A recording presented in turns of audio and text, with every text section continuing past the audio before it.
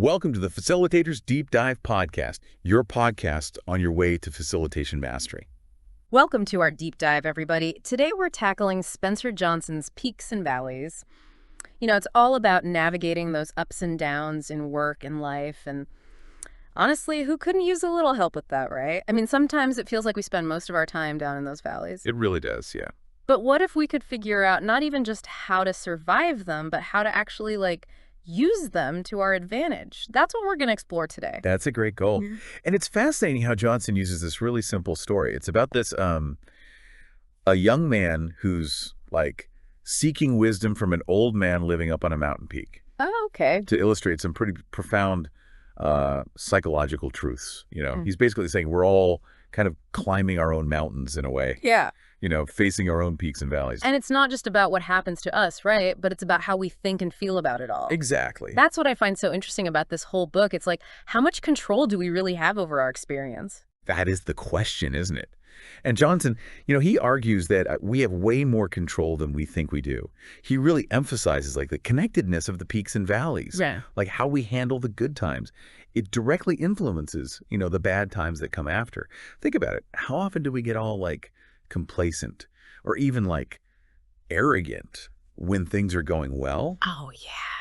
Only to find out, oops, we're totally unprepared when things go south. Oh, all the time. It's like we totally forget that what goes up must come down. Exactly. Exactly. And the reverse is true too, Yeah. how we deal with a valley, what we learn, the resilience we build, it can actually set us up to reach an even higher peak next time. Okay, so let's talk about those peaks and valleys for a second. The old man in the book, he defines them in a way that really, it stuck with me. Yeah. He says that peaks are moments when you appreciate what you have, and valleys are moments when you long for what is missing. It's so simple. It is. But it's so true. And profound. And it highlights, how much our thoughts and beliefs shape our experiences. We can be in the same exact external situation. Right. But what's going on inside determines if we see it as a peak or a valley. You could be standing on top of a mountain. Literally, you're at the peak, right? Yeah. But if you're so focused on what you didn't achieve or what you're still missing, you're going to miss the beauty of where you are, Totally. I've totally been there. We all have. And that's why the old man, he talks about making reality our friend. Okay. It's about seeing things the way they actually are, without letting our fears and our ego get in the way and distort everything. But how do we actually do that? How do we get out of our own heads and actually make reality our friend? It starts with awareness, noticing the stories we're telling ourselves. Okay. The beliefs that are kind of shaping how we see the world. And then we can start to challenge those beliefs. Are they really true? Are they helping us? Or are they holding us back? So it's kind of like cognitive reframing, choosing to see things from a different perspective. Exactly. And that's where this idea of a sensible vision comes in. The old man teaches the young guy to create a detailed, believable picture of the future he wants.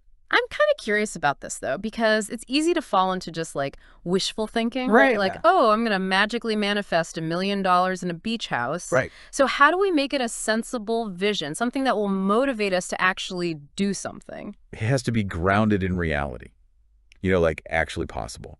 But it also has to be compelling enough to kind of pull us forward. It's about finding that sweet spot between what we can do and what we really, really want. So let's say I'm in a valley right now. Maybe I feel stuck in my career or I'm struggling in my relationship. Yeah. How do I even start creating one of these sensible visions, one that will actually help me climb out of this valley? Well, first, you got to get clear on what you actually want. Not what you think you should want, but what genuinely lights you up, what gets you excited. Okay, and then, how do we take that desire and actually turn it into a vision, a roadmap for getting out of that valley? That's where the details come in. Yeah. You need to paint a picture in your mind, really vivid, engage all your senses. What does it look like? What does it feel like? What does it even sound like to be living that ideal vision? Okay, yeah. I can see how that would start to, shift your energy, your focus, right? Instead of dwelling on everything that's wrong, you're putting your attention towards what you want to create. Exactly. And as you hold that vision in your mind, you'll start noticing things you might have missed before. Like what? Opportunities, resources. It's the vision itself becomes this magnet drawing you towards it. This is making sense, but I gotta ask, what about fear? Mm. Fear can be so powerful, especially when you're already down in a valley. How do we deal with that? The old man, he acknowledges that. He even calls fear like the enemy in the valley. Oh, wow. But he also says that fear can be a teacher too.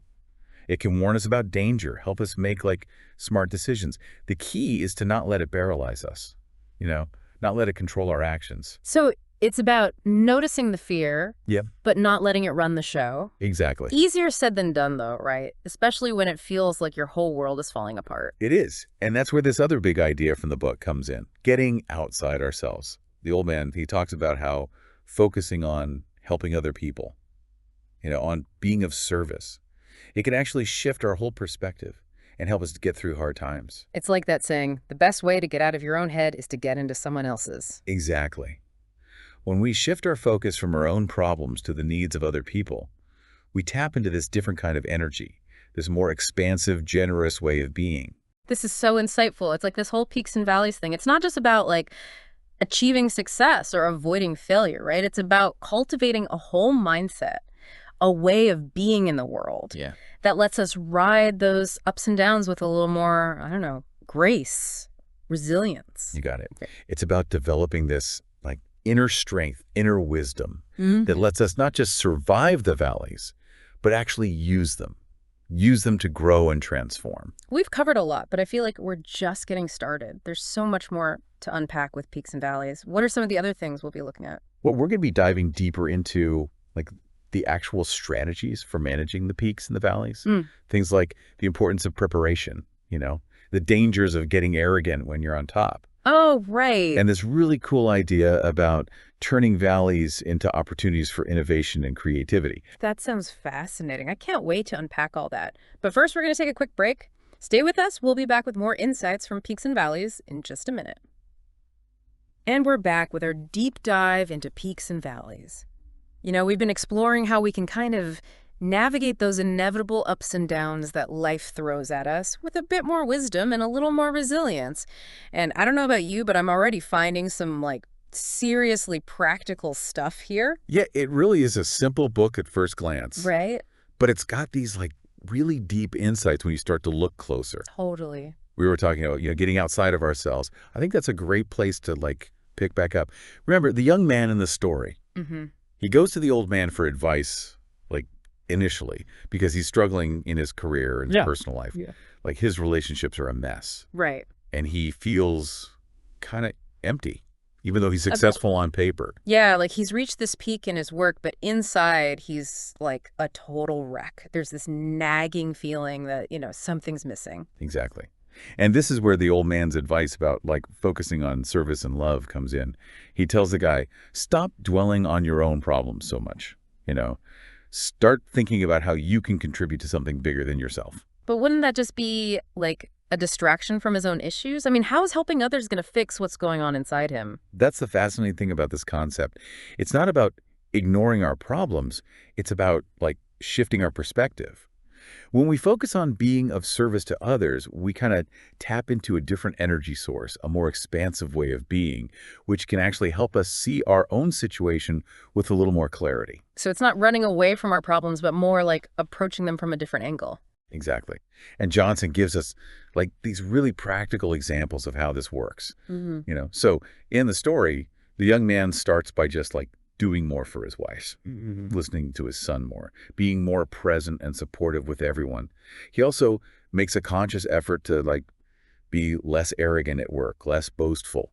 He starts focusing more on collaboration and teamwork instead of just chasing glory for himself. And all those small acts of service, all those little shifts in attitude, they start to create positive changes in his life. Yeah, that's the amazing thing about getting outside of ourselves. It's not about some grand gesture. It's the little things, the consistent choices to be more loving, more generous in our interactions. And as we do that, a lot of times our own problems don't feel so heavy. Our perspective starts to balance out. Makes me wonder, are there ways that, our listeners could apply this in their own lives? Because, we're not all climbing mountains and getting wisdom from old men, right? Yeah, you're right. It's about finding those opportunities in our daily lives. Could be as simple as, helping a colleague who's swamped, volunteering our time, or even just trying to be more patient with the people we love. And the key is doing it without expecting anything back in return, truly giving without some ulterior motive. Exactly. It's about shifting that focus, Hmm. from what can I get to what can I give. And then a lot of times we end up getting so much more in return, even if it's not what we initially thought it'd be. This is making me think of something we talked about earlier, the whole preparation thing. The old man, he's big on managing the peaks wisely so we don't tumble down into a valley too quickly. Hmm. How does that connect to this idea of service and love? Great question. Remember how, like, at the start, the young man's success makes him kind of arrogant and complacent? He starts taking everything for granted, forgets about others, and then boom, he's totally unprepared for when things change. Right, like he forgets that success is fleeting. Yeah, And if we don't, like, stay grounded and connected to something bigger than ourselves, it's easy to get lost. exactly. And that's where the preparation comes in. The old man, he's always talking about humility, gratitude during those good times. Save resources for the tough times that are coming. Focus on making things better for other people. Avoid that arrogance trap. So it's not just our actions during those peak times, but our thoughts too, and how we're feeling. We got to stay grounded, stay connected to our values, and remember that success usually takes a team, not just one person. Exactly. And this circles back to, making reality our friend. When things are good, it's easy to get swept away. We think it's going to last forever. But if we remember that peaks are temporary, we can use those times to build resilience and support to help carry us through those harder times that are coming. Like when you're in that good moment, it's easy to think it's never going to end. But remembering that peaks are temporary, we can use that time to kind of build a foundation. So when things do change, we're more ready. You got it. And that brings us to another key idea, the role of fear. Oh, yeah. Fear. Remember that scene where the young man, he totally freezes up when he gets to that raging river on his way to that higher peak? Yeah. He's convinced he's going to get swept away, can't cross it. Right. It's a pretty intense image of how overwhelming fear can be, especially when we're facing something that seems impossible. Yeah. And in that moment of like pure despair, he remembers what the old man said about creating a sensible vision. Okay, this is where it gets really good, right? Right.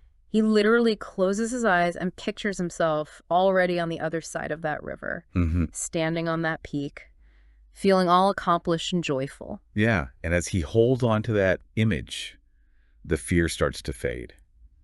It's like that vision pulls him forward, gives him the courage and like the clear thinking to come up with a plan. But it's not just like wishful thinking, is it? He still has to use his rope. He has to pull himself across hand over hand. Totally. The vision doesn't do the work for him, but it helps him do the work. It's direction, it's motivation, it's purpose, and that helps him overcome that fear and keep moving. It's like a metaphor, right? Yeah. For how we can use our imagination to deal with challenges in our own lives. It's not ignoring the problem. It's more like shifting our focus to a more empowering image of the future we want to create. And that brings us to another point. The difference between a peak and a plateau. Okay, now I'm curious. What is the difference? And why does it matter? Well, a peak, like we've been saying, is a moment of achievement, appreciation. We feel like we're on top. A plateau, on the other hand, is more like stable. Things aren't great, but they're not bad either. So it's like that in-between space. We're not necessarily struggling, but we're not exactly killing it either. Exactly. And the danger is we can get complacent. We mistake a plateau for a peak and then lose that drive to grow. Like getting stuck in a rut, not moving forward, not moving back, just kind of existing. You got it.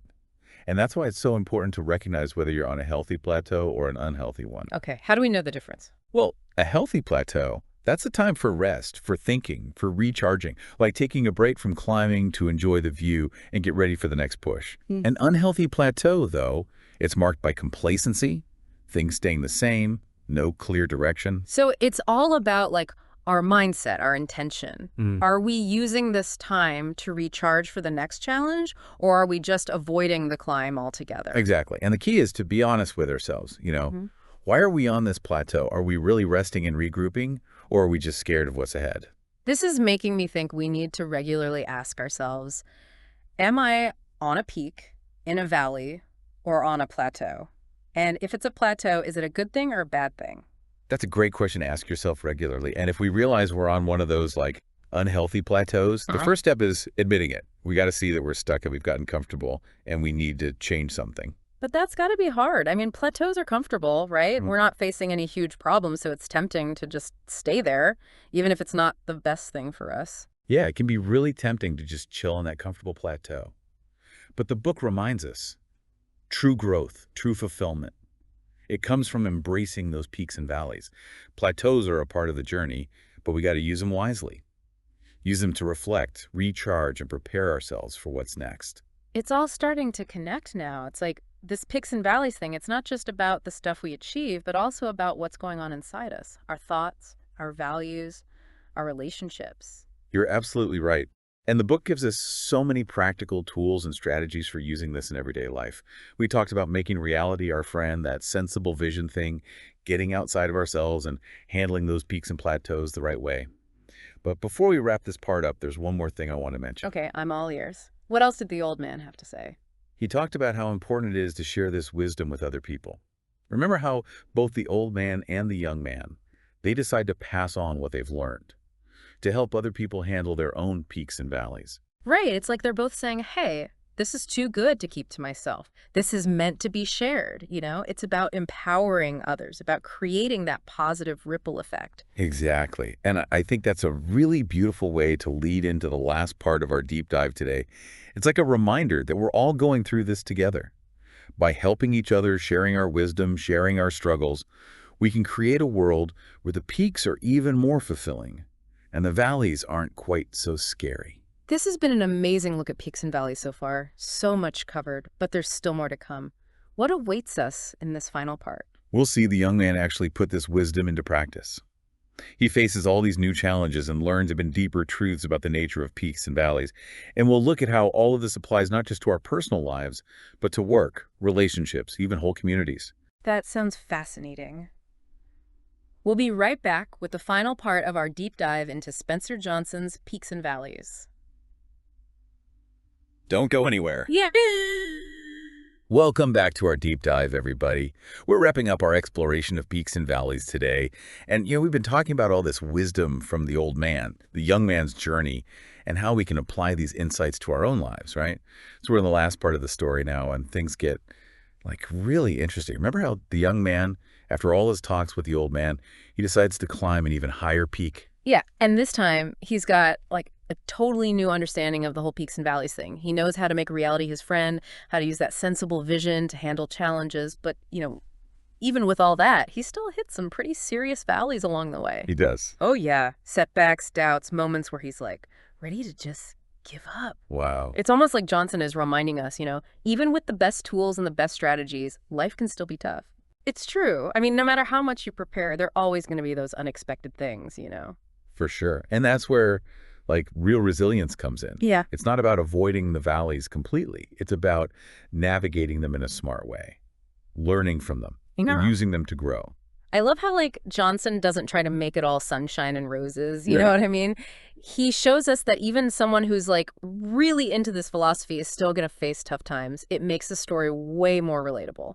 Definitely. Yeah. And it's in those moments of struggle that we see the young man actually transforming. Yeah. He's not just using the techniques, he's living the philosophy now, Mm-hmm. He's a real example of what it means to actually make reality your friend and embrace that whole cycle of peaks and valleys. Can you give us an example of that? How does that actually play out in the story? Sure. Remember how the young man's company is under threat from a competitor? At first, everyone freaks out. They see it as this total disaster, this valley they might not be able to climb out of. But the young man, he uses the old man's wisdom, right? And he asks two really important questions. He's like, okay, what's the truth of this situation? And how can we use the good that's hidden in this bad time? Wow, those are good questions. They immediately shift the whole vibe, Right. Instead of complaining and blaming, they're looking for solutions, for opportunities. It's like flipping the script. Exactly. And by asking those questions, he helps his team see the situation in a whole new way. They realize, okay, yeah, it's a challenge. But they also start to see the potential for growth. The competitor coming in, it's actually making more people aware of their product, which could be good for everyone in the long run. So instead of seeing the competitor as the enemy, they start to see them as a motivator. Yeah, like a push to step up their game. They decide to focus on making an even better product, something that customers will choose, even with the competition. They're using that valley, that challenge, to become even better than they were before. It's such a good example of how, a valley if you approach it the right way, it can be this launching pad for something amazing. Exactly. And it's not just about business either, you know. Yeah. The young man, he takes this same approach to his personal life, too. Oh, right. He remembers the old man's advice: be more helpful at work, more loving in life. He works on his relationships with his wife and son, making those little everyday choices to be more present, more supportive, more understanding. So he's finally putting it all together, not just the ideas, but the feelings and actions too, right? Right. He's embodying the wisdom, not just thinking about it. And that's the really powerful thing about this whole peaks and valleys philosophy. It's not just a bunch of tricks. It's a way of being, a way of looking at ourselves, at other people, and at those ups and downs that are always going to be a part of life. And it doesn't end there, right? There's that last scene in the book where the young man, he's older now, he's living on his own peak, and he meets this young woman who's struggling in her own valley. Yeah, and it's a beautiful moment. You know, it shows how the wisdom gets passed on, how the old man's teachings, they live on through the young man. It's like a reminder that life is this cycle, you know? What we learn, we can share with others and create this ripple effect of positive change. Exactly. And it makes us think, okay, how are we going to use what we've learned to deal with our own peaks and valleys? And how can we share it with the people around us? Yeah, those are good questions to think about. This has been such a great exploration of peaks and valleys. We've covered so much. I hope this has given you some new insights and inspired you to try some of this stuff out in your own life. So to kind of wrap things up, I want to highlight a few key things that really stuck with me. First, the whole making reality our friend thing. It's easy to get lost in our own thoughts and feelings and miss what's actually true, you know. But the peaks and valleys approach, it's about stepping back, seeing things clearly, and then choosing how we respond. Yeah, and in remembering that, like, how we see things shapes how we experience them. We can focus on the negative, or we can choose to look for the good, even when things are tough.